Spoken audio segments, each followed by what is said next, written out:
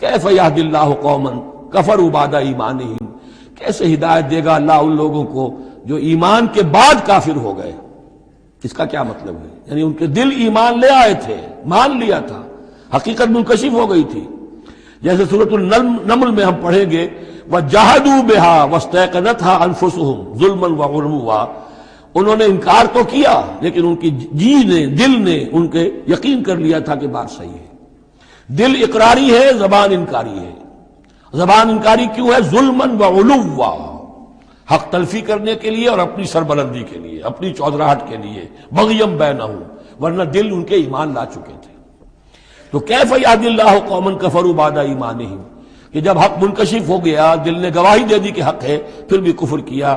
وَشَهِدُوا أَنَّ الرَّسُولَ حَقٌّ، اور انہوں نے گواہی دی کہ رسول حق ہے، آپس میں باتیں کرتے تھے۔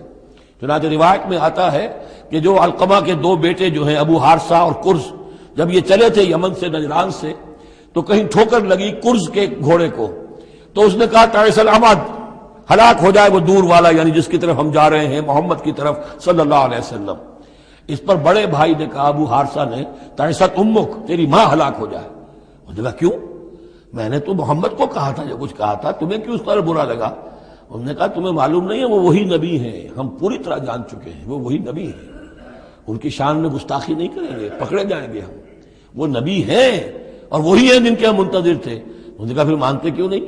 تم جانتے ہو ان بادشاہوں نے ہمیں بڑا مقام دیا ہوا ہے، رومن امپائر کے تحت تھے یہ لوگ، اور مصر کی حکومت کے، اور انہوں نے ہمیں مقام دے رکھا ہے، ہمیں دولت دی ہے، ہمیں مال دیا ہے، ہمیں حیثیت دی ہے، مراتب دیے ہیں، اگر ہم نے محمد کو مان لیا تو سب چھن جائیں گے۔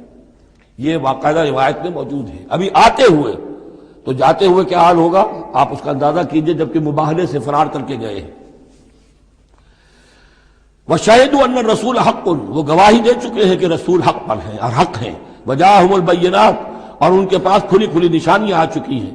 وَاللَّهُ لَا يَهْدِي الْقَوْمَ الظَّالِمِينَ، اللہ ایسے ظالموں کو ہدایت نہیں دیتا۔